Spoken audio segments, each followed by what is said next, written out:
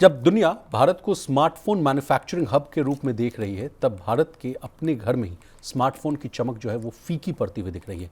Export के record तो बन रहे हैं, आईफोन्स विदेशों में जो है धूम मचा रहे हैं, लेकिन इंडियन कंज्यूमर्स जो है अपने पुराने फ़ोन को लंबे समय तक पकड़कर बैठे हुए हैं।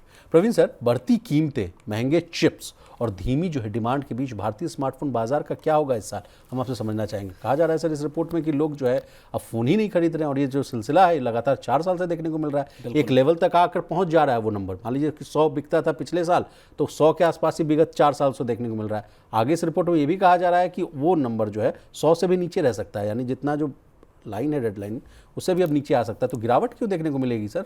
नहीं, मुझे लगता है कि एक जो बहुत बड़ा रीजन है भारत के स्मार्टफोन मार्केट में स्टैग्नेशन का एक जो हो गया है, उसकी एक बड़ी वजह यह है कि अब देश की ज़्यादातर आबादी दरअसल फीचर फ़ोन से या कीपैड वाले फ़ोन से अपग्रेड होके स्मार्टफोन पे आ चुकी गई है।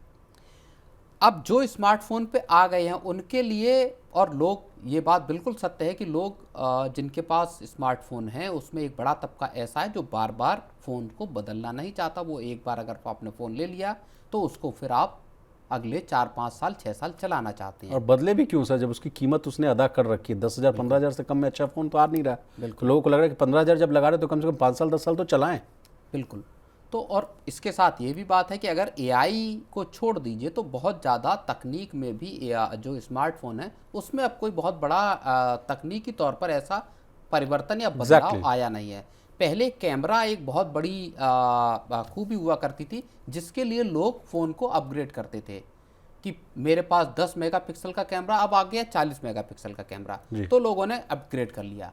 अब वो 50-60 मेगापिक्सल के, जहाँ तक अगर मुझे ठीक ठाक याद है तो 40-50 मेगापिक्सल के कैमरे संभवतः सर एक कैमरा नहीं है, मैं माफी चाहूंगा आपको रोक रहा हूँ। एक एक फोन पे 4-4 कैमरे लगे हुए हैं। हाँ, तो बिल्कुल। तो अब चूंकि वो चीज़ सहूलियत मिल गई है लोगों को, तो अब उसके ऊपर अपग्रेड करना लोगों के लिए उतना मैं कहूँ अनिवार्य या जरूरी नहीं रह गया। और इसी वजह से जो स्मार्टफोन मार्केट है वो एक जगह ठहर गया है।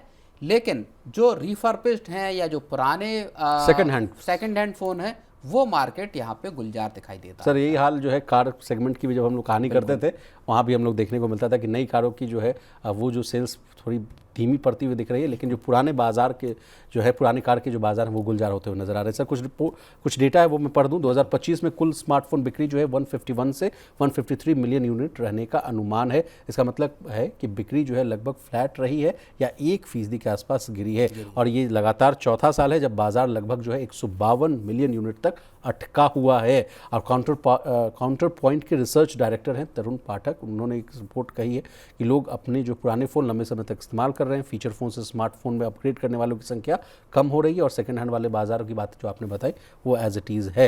लेकिन सर एक चौंकाने वाली बात यह है कि महंगी मेमोरी चिप्स जो है वो भी एक बहुत बड़ा फैक्टर है। अब जिस तरह से इसको आप सेमीकंडक्टर वाली क्राइसिस से जोड़ लीजिए, चाइनीज़ रेयर अर्थ मैग्नेट और मेटल्स वाली बात से जोड़ लीजिए, ये मामला क्या है सर? कहा जा रहा है कि मोबाइल में इस्तेमाल होने वाली जो मेमोरी चिप्स है उनकी कीमतें बहुत बेतहासा बढ़ चुकी हैं, और इससे कंपनियों की, जो मोबाइल मैन्युफैक्चरिंग कंपनी है, उनकी लागत बढ़ रही है, और ख़ासकर उनको 15,000 रुपये से कम वाला जो फ़ोन बनाने में वो दिक्कत आ रही है। ये बात को आप समझाइए। नहीं, बिल्कुल। अब 10,000 रुपये से कम के फ़ोन मिलना भी मुश्किल है जी।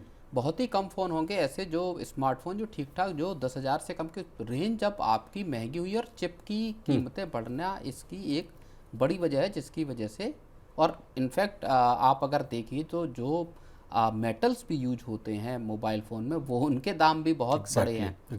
तो मोबाइल फ़ोन की मैन्युफैक्चरिंग कॉस्ट जाहिर तौर पे ऊपर हुई है, इस वजह से दाम भी बढ़े हैं। आपने मेटल्स की बात की, मैं आपको रोकना चाहूँगा। आज ही एक खबर आ रही है सर कि कॉपर की कीमतें इतनी बढ़ रही हैं, उसकी वजह से कहा जा रहा है कि अब एसी की जो कीमतें हैं, जो एयर कंडीशनर्स है, उनकी कीमतें एसी महंगे होंगे, वायर्स महंगे होंगे, आप टीवी, फ्रिज अगर हो गए, तो ये सारी जो तमाम चीज़ें हैं, ये सब जो इलेक्ट्रॉनिक इक्विपमेंट हैं, उन सब के दाम आपके बढ़ने वाले हैं। जी। तो सर स्मार्टफोन की बाज़ार में थोड़ी सी जो है निराशा देखने को मिल रही है। लेकिन एक्सपोर्ट बढ़ रहा है। एग्जैक्टली, एक्सपोर्ट्स तो बहुत बढ़ रहा है। एप्पल का ही आप उदाहरण देख लीजिए सर, जब हम लोगों ने जब वो ट्रेड वाला मामला जब डिस्कस कर रहे थे, तो 4 प्लेन्स भर भर कर जो है भारत से वो अमेरिका जाते हुए दिखी थी एप्पल फ़ोन्स।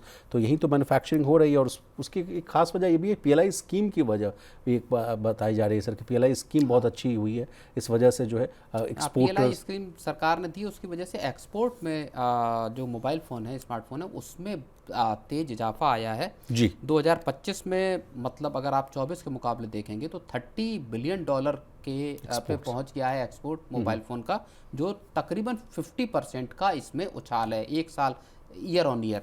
जी और $30 बिलियन के जो टोटल मोबाइल एक्सपोर्ट हैं भारत से, उसमें $22 बिलियन का यानी $22 अरब के मोबाइल सिर्फ और सिर्फ एप्पल के हैं। Okay okay. तो 3/4 हिस्सा अकेला एप्पल इस्तेमाल कर रहा है दुनिया भर में भारत के बने हुए मोबाइल बेचने में। तो उसके एक पीछे तरफ कारण सर फॉक्सकॉन और तमाम जो टाटा की जो बिल्कुल एप्पल ने भारत को अपना बड़ा बेस बनाया है, मैन्युफैक्चरिंग चाइना बेस। प्लस अगर आप देखेंगे पॉलिसी के तहत, तो अब जितना चीन में बन रहा है मुझे लगता है उतना या उससे ज़्यादा फ़ोन भारत में बनकर दुनिया भर में सप्लाई हो रहा है। तो ये एक बड़ी कॉन्ट्राडिक्टरी टाइप की सिचुएशन है, जहां भारत में या घरेलू डिमांड एक तरह से स्टेबल या नीचे जाती हुई दिखाई दे रही, वहीं ग्लोबल जो मार्केट है उसमें भारत के स्मार्टफोन, भारत के बने हुए स्मार्टफोन्स की हिस्सेदारी विशाल बढ़ रही है।